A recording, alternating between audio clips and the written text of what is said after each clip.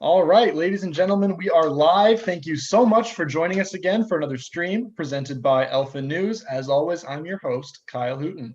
Tonight, we are joined by two very special guests, Matt and Mercedes Schlapp, who are at the helm of the American Conservative Union, the ACU, which of course runs Cpac. Matt and Mercedes, thank you so much for joining us tonight. Thank you, Kyle. I'm not offended that you tried to intimate that Mercy's at the helm. I'm not.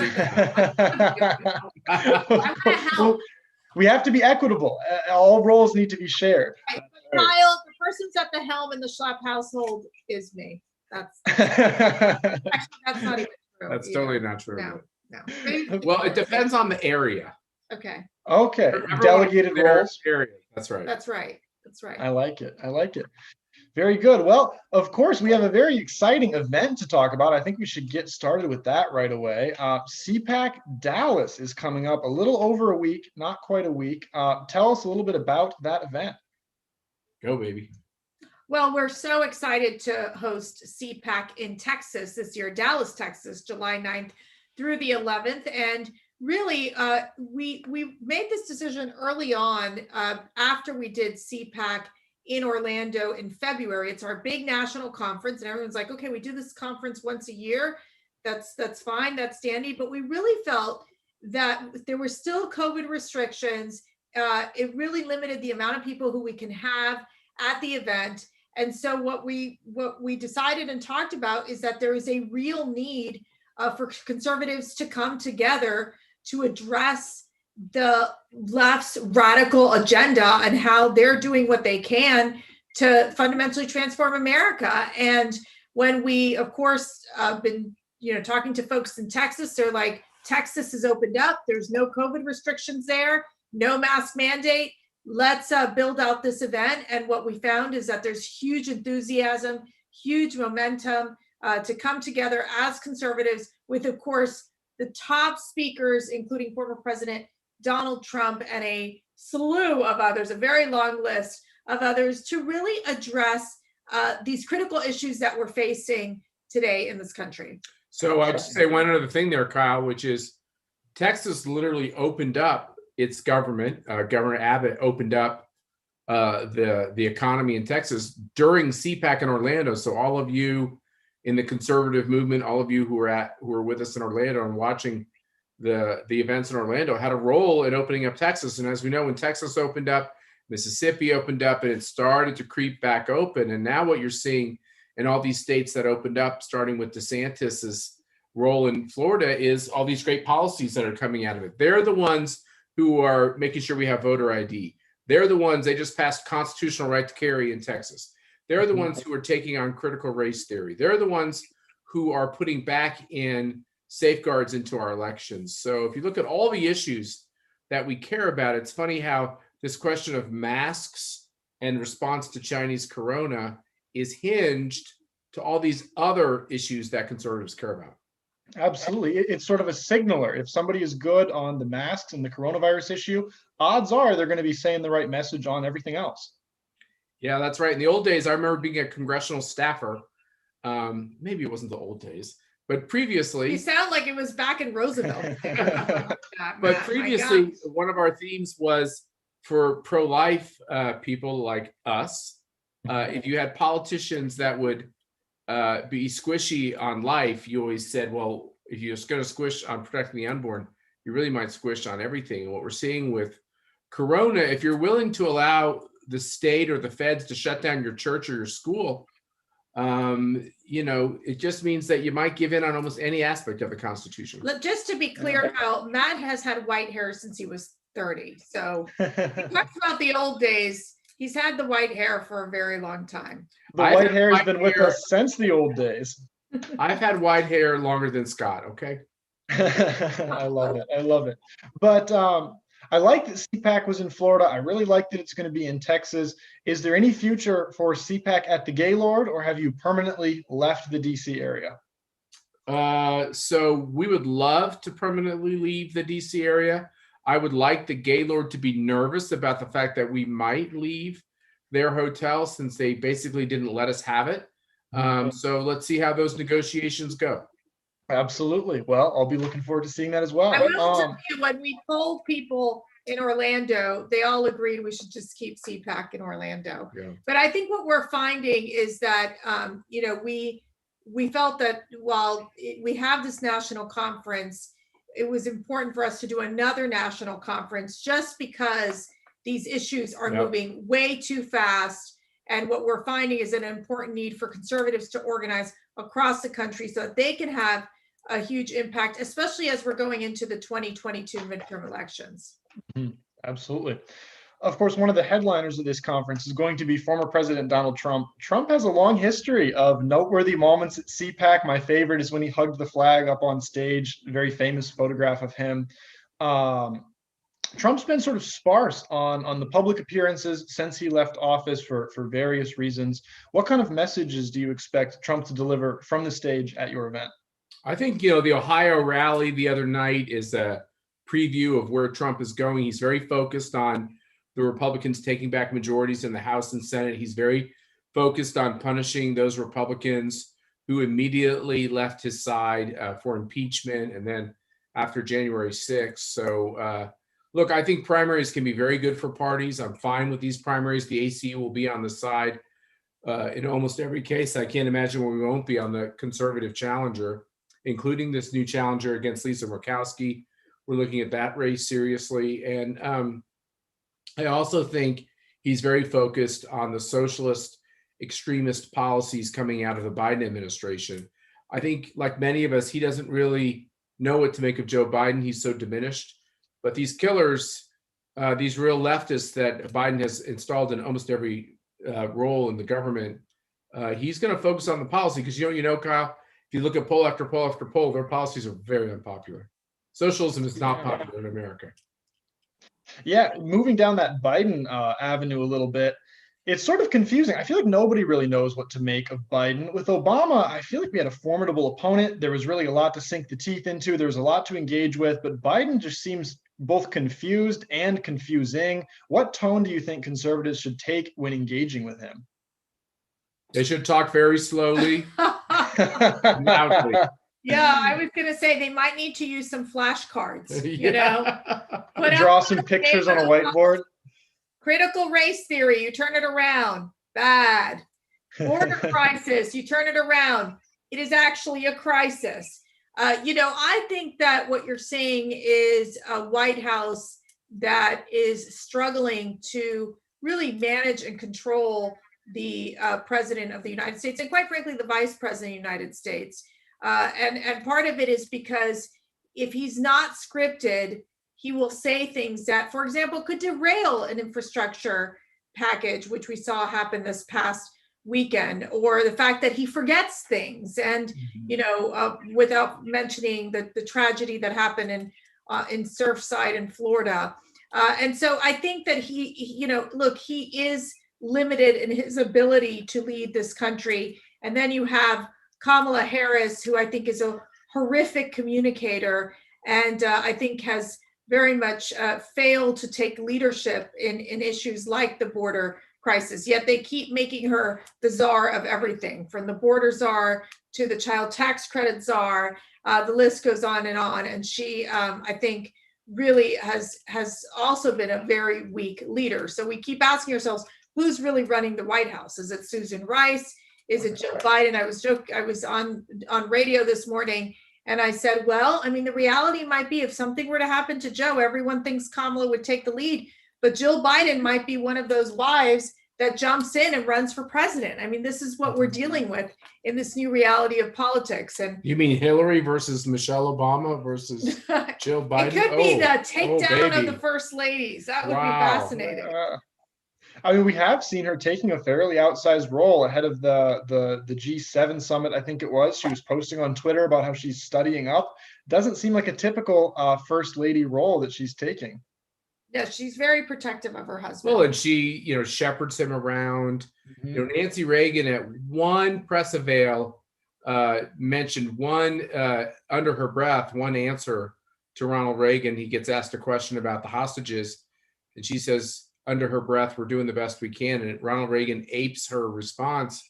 And he had to deal with that. I remember that today. It got so much bad press. But, with Jill Biden, she literally grabs him by the kind of the scruff of the neck and takes him around and gives answers for him. And it's like there's nothing to see. I mean, there was a time when you ran for president where you had to go through this whole question about whether or not your health was up to it. Paul Tsongas, the former senator from Massachusetts, ran for president, and he was really scrutinized over the fact that he had fought cancer and defeated it. And unfortunately, right after he lost that nomination fight, he actually died of cancer. So these are legitimate questions, because moving from a president to a vice president is very jarring. And no one's experienced moving from someone to Kamala Harris, which could be even more jarring. Yeah, I share those sentiments exactly. Circling back to the issue of Trump a little bit, it seems like people have been discussing Trump in the context of DeSantis recently. Of course, Trump is going to be in attendance at your event. DeSantis is not. I have to ask the question, is this intentional, or did DeSantis just not want to show up? Where do you stand on DeSantis generally? In all candor, Ron really tried to find a way to get there. We realized when we picked the dates, this right after July 4th, that in a big red southern hot state, that was a tough date in terms of people's vacations and stuff. And we just felt like we needed to move quickly because people needed to be together. And the socialists are moving so quickly that we better move as quick in response to it. So we understood it was a rough time of year, and the only politicians that aren't of the premier politicians that aren't making it, they literally are juggling, when they take that week off with their family. And I can't tell you how many of the male politicians have said to me, "You don't want to upset my wife, and you don't want my wife upset at me." So, and I would say, yeah, learn a lesson from that, Matt. Yeah, it's true. Because Mercy wanted to take a vacation that week, and we're not, right? Our vacation is in Dallas, Texas. Cpac, that's right. There you go. A good place to vacation. But yeah, that makes a lot of sense. It's a busy schedule. Looking forward, do you think that DeSantis poses legitimate opposition to Trump, or is this something that it's just too early to tell? Nobody poses really any opposition to Trump. There'll be a never Trump candidate like a Liz Cheney or somebody like that. Adam Kinzinger, who'll occupy Nikki Haley.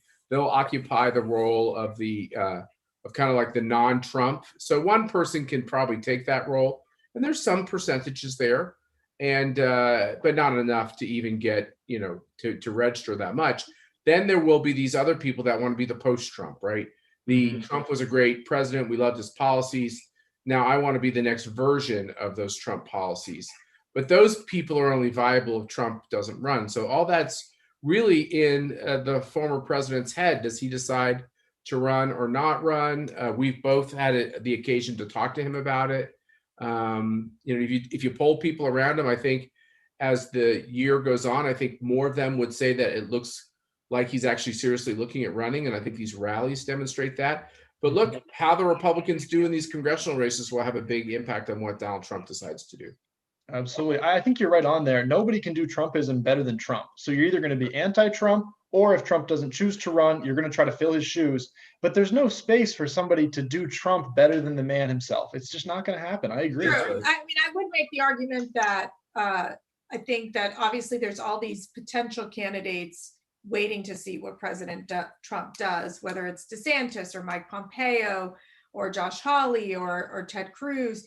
But, I think that there is the talk in the Republican Party that, there are those people that love Trump, have been supporters of Trump, but yet they would like to see a fresh face in 2024. So that's a bit of a change as to just purely on the Trump train to all of a sudden some of these folks saying, wait a second here, maybe we might not be able to win with the Trump. We may need to go in a different direction.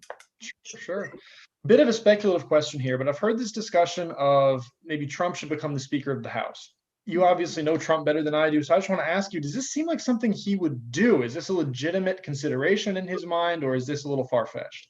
We have been talking about the fact that in the Constitution, it doesn't mandate that the Speaker of the House is a constitutional position, but it doesn't mandate that you have to be an elected member of the House of Representatives. And you remember when we had all that kerfuffle when Newt Gingrich was no longer going to be the Speaker, and they needed to find a new Speaker, and it ended up with Denny Hastert. He turned out to be quite a tragic figure. But at that point, they really said, well, maybe we need to just pick somebody who's more of a figurehead for the House of Representatives, because there's still a majority leader behind that Speaker of the House who can run the House and run the Republican conference. And so we're here again where people are saying, why not just let Trump be the Speaker? Now, here's my theory. I think if we get the majority back in the House and the Senate, if Trump continues with these rallies and like what he's going to do at Cpac, and if people like Max Miller win, and if Lisa Murkowski's primary opponent wins and all these other folks win, then I think he's going to get the most credit of anybody in the country. No one's going to look at, for instance, like the committees and give them the credit. I just don't see that happening. So here's what I think should happen. Let Trump be Speaker up until the State of the Union. He gets to hear Biden's speech. He sits behind him, and then he rips up his speech. And then they make Kevin McCarthy Speaker, and then we're off to the races. Awesome. I like symbolic gestures. That'd be a lot of fun. So if he won't rip it Let up. me tell you, talk about ratings. They'll get ratings for that State of the Union. Trust me. Yeah, that would be the first time I've turned on mainstream media in a while, just to watch him rip that speech. That would be fantastic. I would love that. Yes. Awesome. To switch topics just a little bit, you have a large list of speakers in attendance at this conference, aside from just Trump. I've got a list here. It's like dozens and dozens of big names. What issues are people especially fired up to talk about? I know we've been hearing a lot about the critical race theory. We've been hearing a lot about the COVID stuff. What do you think is going to be the main thrust of the event in about a week? Well, it's interesting. We did the Orlando Cpac, and we thought we'd mostly do a replay of the topics, and that was a big chunk on election reform and how they had so much illegal ballots in these critical states. And we thought we would talk about how the Democrats no longer embrace the Constitution. And that was perfect for the Orlando conference. Things have changed so much. The socialists have pushed so aggressively to the left that I think the real heroes are these grassroots Americans who are standing up and saying, wait a minute, like that Chinese American woman who said, I was there when Mao was there, and America's even worse than where China was. She's going to be at Cpac. You have other people that have taken over these state boards of education. Several of them, the two Texas heroes, are going to be at Cpac. You have these people that have just stood up and said, hey, I don't agree with these policies, and they're going to be at Cpac. So I don't know what you think, but I think they're the focus of this one. Yeah, and that's what I love about Cpac. It is grassroots centric. And I think what we've seen, as we saw with President Trump, is that he built an organic movement, right? He brought in people that weren't what you would say political, right? They were your mom and pop and grandma and grandpa and your aunt, people who were never involved in politics, but they loved the president. And I think you've seen this organic movement with Trump, and I think you're seeing a lot of this organic movement happening in so many of our communities when it comes to fighting critical race theory, fighting the constant push on the transgender agenda, and really attacking girls' sports, for example. I think the border crisis will be a big issue, not only because we're going to be in Texas, but because of the fact that we're seeing a continuous issue with the high number of apprehensions, the large number of family units and single males coming through the border, and really putting stress on our Border Patrol agents, and the Biden administration weakening that immigration policies. And then we're dealing with, obviously, the economy. What is the economy going to look like post-pandemic? I mean, I was just reading today that there's a poll out that over 57% of Republicans say the pandemic is over, but only 4% of Democrats say that we still are in a pandemic. And so what's the impact going to be of what I call the Biden inflation, and the fact that individuals are not going back to work? And if they're going back to work, they're obviously they're asking for higher wages, but then we're seeing higher consumer prices, higher car prices, higher gas prices. And what's that stress going to be placed on our economy, and how are we going to deal with that? And it's providing training and tools to those conservatives so that they can go back to their communities and really push back against these radical policies that we're seeing in some of these districts. Well, I understand why you need 50 some speakers to cover that. That's a lot of ground, a wide berth of topics. Very good. I understand that later this summer, there's going to be another Cpac event across the pond over in Israel, correct? Yes, we were actually working on Cpac Jerusalem today, and it's pretty exciting. We've been to 5 different countries. This will be our 6th. We're hoping that all the Corona stuff dies down and we can get back with all of our international partners, but we're very excited about Israel. That's kind of what I was wondering. How does that work with the COVID logistics? Because I understand that a lot of places are requiring vaccines to enter different areas, different countries. I understand there's been some talk that Israel may impose that sort of restriction. Is this something that you could see being a conflict as CPAC tries to go abroad? Oh, yeah.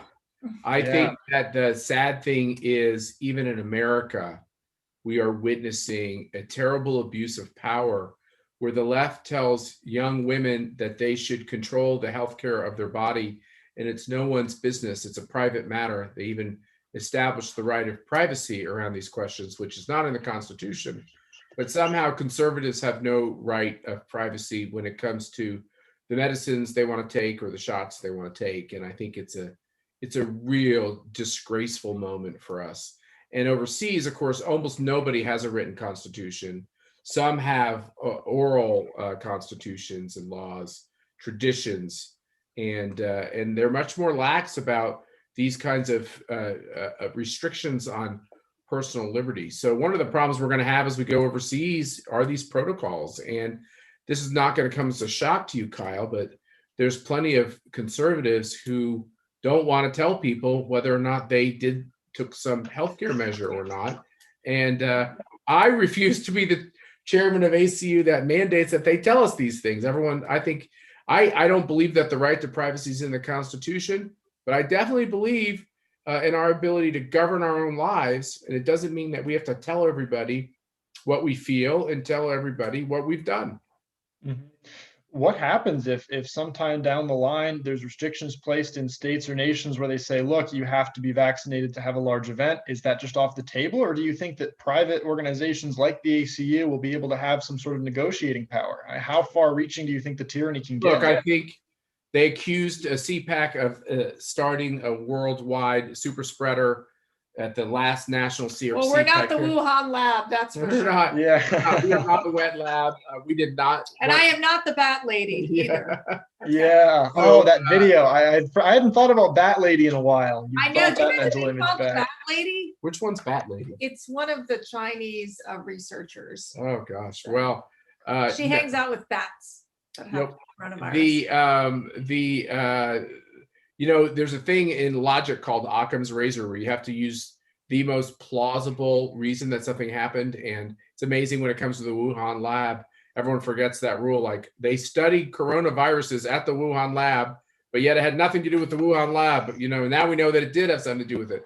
But the point is CPAC has played an important role because we pushed back on all those lies about how the fact that we had spread it globally. We had one patient come in. We since learned that there was a second patient, but that was the extent to which it spread. And both those people came to CPAC with Chinese corona.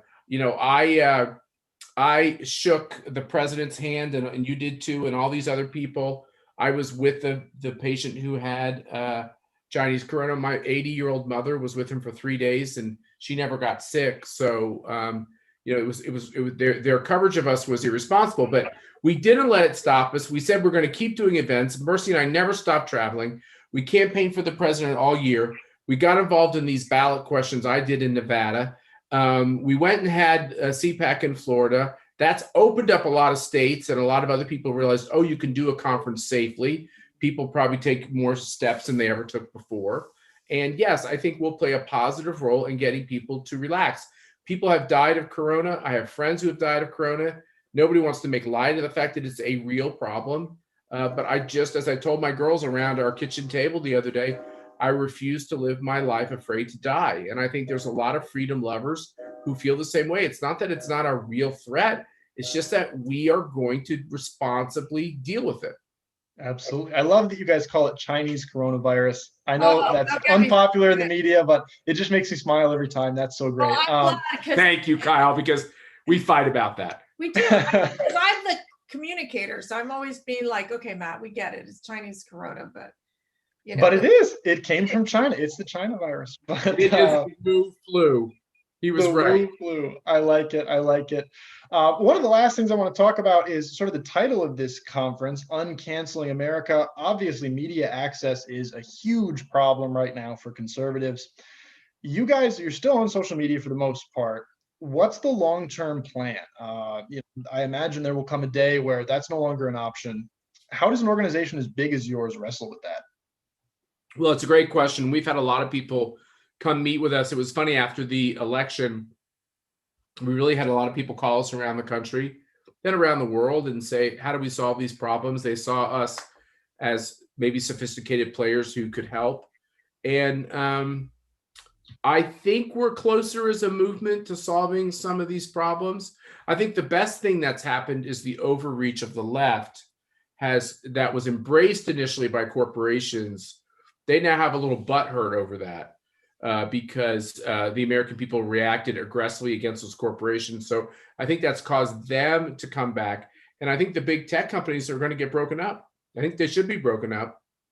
And I think that's inevitable, or at least they're going to have to deal with the constant regulatory structure of being broken up. And then finally, this last piece is conservatives can't kind of come up with a cheap version of these platforms. And my final call is to all these people of great financial means who complain about what's going on in our country, but they're not spending the real money to solve those problems. And I think everyone's trying to do it on the cheap. It seemed like Parler tried to do it on the cheap. Maybe there's some other versions, and we can't do it that way. We have to do it in a way where it can sustain the attacks. So that means we need a banking system. We need an insurance system. What we have to understand, 75 million of us, is that we have to essentially drop out of the economy, and we have to drop out of the culture that this smut and crap that's being pushed down the throats of our children and grandchildren. We have to drop out of all that, and we have to do our own. So what are we doing in the Schlapp House? In this room that we're speaking to you from, there's the largest TV I ever saw in my life, and I was so excited. I didn't want him to buy it. I was so excited because I am a man, and I bought it, and I was really— How big is it? He is a 60, man. 70? He identified his gender. It's almost by as the big way. as me, okay? It's big. I love it. And it's over there on that wall, and it's so big that we had to move this location to another part of the room because everywhere we put it, there was a bit of Okay, TV Sean, in you've it. talked about your big TV. So the now. I point like it. I is, like it. it's off. And most nights, our TVs are off. And what we have decided to do as a family as well is we don't want to just give our consumer dollars to all these companies who literally don't even stand for America anymore. And you know what? I actually think it's better for our family. Yeah, I agree. I really don't disagree with anything. More you've said. reading, more praying. I'm a little less optimistic in the sense that I think that when you have big tech, that they're funding so many of these leftist campaigns, obviously putting a lot of pressure on, making sure that on election reform, for example, you saw organizations be so critical on the Georgia voting law, for example, and the fact that they have so much power and so much control over what we can and cannot say. It's very disturbing. I hope we can get to the point that big tech is broken up. I think you have some Democrats that would agree. I don't think it's going to be enough Democrats to make that change, because for the Democrats, they get a lot from the Facebooks and the Twitters and of the world. And we know that it was so many of these Facebook executives who donated a ton of money to the Biden campaign. And so I think we are facing a very serious challenge, and we do need to develop our own platforms, and we do need to keep speaking up and being bold, and really calling them out as much as we can, because I do think that I don't think you can drop out of the economy. I don't think that's going to work, but I do think you can figure out a way to build out your own platforms, and at the same time try to continue to be a voice in this other lane, which is with big tech, because of the fact that you got to continue to question the socialist agenda and keep speaking the Let me truth. jump in on that, Kyle. Sure. I said drop out of the economy. Of course, that's a bold statement. And of course, there's always going to be some intermingling. But, I'm really rethinking. I called the big bank where we have our investments. And I got a regional vice president on the phone, and I say, I'm going to move my money if you continue to fund these terrible groups hurting the country. Most of us are in the 5 big companies in almost every sector, and we're not even thinking about it. Think about how you get your cable. It's like, it's either Cox or it's Comcast or Verizon. These are all very left-wing, terrible companies. Companies that might have been good at some point, but they've embraced these radical policies. And quite frankly, like, the left is always organized better than we have. So whenever there's shareholder meetings, guess what? It's those leftist shareholders who show up to the Yeah. meetings and make their case and put pressure on these companies. We need to do the same thing on the right. And we're It's trying to why do we that. feel very strongly and have continued to put pressure on these woke corporations, especially when it comes to these issues of whether on the voting ID question, and saying, why are you getting involved in these fights when you don't even understand the election law that that was just passed in Georgia? So this question about dropping out of the economy, the real question is forever severing this assumption that the conservative movement is going to do the lobbying for big companies. Yeah, we have to break it, because they might believe in lower taxes and they might believe in less regulations, but their approach to the culture is so toxic and will destroy American families that we can't be their ground troops anymore. And matter of fact, we have to fight them on a lot of things. Look at these companies that have embraced critical race theory training, where they take the white male executives and make them apologize for being straight. They make them apologize for not being able to be birthing mothers, and they make them apologize for being white. And the last step of this is basically making them feel bad for loving America, which is a terribly racist country, according to their point of view. So this has been so mainlined into our society that we have got to start speaking up and do it now. Think of who you can call tomorrow, these big companies who you support with your consumer dollars. Call them. Don't drop out. You and I were talking about dropping a subscription to something yesterday, and I said, we won't do it without talking to someone. You have to let them know why, and you really should do it. You should think there's lots of areas of your life where you can make a big difference. In the old days, we used to write op-eds or editorials or reactions to our local paper. This is the same thing we have to do with big corporations. Yeah, you're back to the old days, Schlapp. Back to the old days. That's right. I love this approach, though, because your average street level leftist, they understand that it's a large sum of small actions that have an impact. Conservatives don't necessarily understand that yet. And if even you guys who are at the helm of a major organization understand that you have to get on the phone with your bank, you have to get on the phone with Netflix and tell them why you're dropping the subscription, then, surely that should inspire some of our viewers to do the same. Because Kyle, let me jump in there real fast. So we wrote a letter from the ACU to all these companies that have been doing terrible things. And we wrote a letter to Major League Baseball. And, I've had some conversations with the commissioner of Major League Baseball, and he invited me up to New York. And we had a very cordial conversation. And he assured me that he's not getting in these voter registration fights anymore. So, look, speaking up is having an impact. So I encourage you all to do it. Absolutely, because this is what people have to do. They have to think about how their daily life and their spending patterns impact these broader political concerns, because that's just the point we're at as a nation. That's right. My last question here, it's a little bit more of a cynical question. I want to give you an opportunity to respond. I was talking to some of our viewers earlier, and some of them were concerned that the name of the new Cpac conference is called America Uncanceled. They raised the question that there are a lot of people who have legitimately been canceled that don't have a voice at the Uncanceled conference. These include Andrew Torba, Congressman Gosar, former Congressman Steve King, Katie Hopkins, Alex Jones, Nick Fuentes, Marjorie Taylor Greene, a large group of people. And the viewer and also me is wondering how you go about picking who your speakers are going to be, and what the role is for some of these people like the ones I just listed who have legitimately been canceled. How are they supposed to speak out? Yeah, so a lot of those people you mentioned might even be at Cpac in Dallas, and might have been involved in Orlando as well. We only have so much time on that main stage that we can give out. And so we think about who's on that stage. We give it a lot of thought and consideration. And, it's not a time where everybody has a chance to speak. By the way, if everyone who was canceled spoke, the conference would have to go on for 3 weeks and we'd go bankrupt. So unfortunately, they're just canceling everybody left and right. And everybody's got a right to go raise money and have the voices that they want. And if you look at the people, our time is full. And I look at this list of people who are speaking. Let me just go through it so you can see, it's an opportunity cost. If someone else speaks, then someone else doesn't.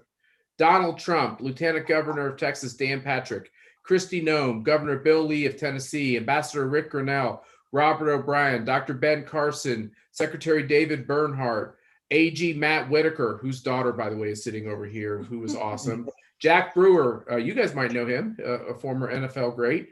Andrew Wheeler, who was the head of the EPA, Stephen Miller, the main man on the border, Governor Rick Perry is going to be talking to Marcus Luttrell. I think we're going to have Candace Owens coming to the event. That's just, I've read, 15% of this paper. So, these are always the tough things that you have to settle. So one of the ways in which I think a lot more voices get included is Radio Row. We have the largest media row at any event. The media around Cpac, as you all know, is huge. And so a lot of other people who didn't make the agenda still show up. They do tons of media interviews. They go and talk to our supporters. So, there's really nobody who's not allowed to be walking around Cpac. That's really not the game we play. Do I have favorites in the conservative movement who I like to hang out with? Do you have favorites like your Trump colleagues who you like to hang out with? You're my favorite. Ah, there we go. That's a good answer. Of course. But more generally, what happens to these people who they're truly deplatformed? They don't have Facebook, they don't have YouTube, they really can't do anything. What would you recommend that those kind of people go out and do if they're not going to receive any institutional support and they can't build a platform on their own? Look, this is a very un-American moment, and Cpac can't solve all the problems of all the outrageous behaviors that are going on in this country. I will just reiterate that the First Amendment is an awfully important part of our country, because even though some will argue that these private companies have the right to edit as they want, just as quite honestly, Cpac has the right to edit as we want, I think that conservatives understand more than anyone that the more people feel like they don't have the ability to speak up politically, the more eventually that ends up in violent behavior. That is why our founders, and it's all throughout the early writings in the Federalist Paper and others and other places, that the whole idea of giving someone voice and the respect of being able to talk is because that's the proper outlet. And if you think someone is speaking in an improper way, you want more people speaking. And that's why the First Amendment should be big and full. And what's going on in America today is sadly just opposite. Yeah, well, we can surely agree on that. It's sort of a sad state that we're in. To round it off, remind our viewers, we've been talking about this Dallas conference that's occurring on the 9th through the 11th, if I have it correct. Yes, sir. Absolutely. And what's the website? Where can people go get tickets if that's what they want to do? Go to conservative.org. It would be a long drive from Minnesota, but it's worth it. And I believe the planes are still flying, even though they'll make you put a mask all over your face. But you can get down there, and it's going to be a nice big crowd. Unfortunately, Florida, they had a lot of limits still, but in Texas, there aren't any. So I think the best part of Cpac at this point in time is just getting to see people and hang out with people that love the country. Absolutely. Well, hey, thank you so much for being with us. Thanks so much for spreading the message. And thank you so much to our viewers for tuning in. Have a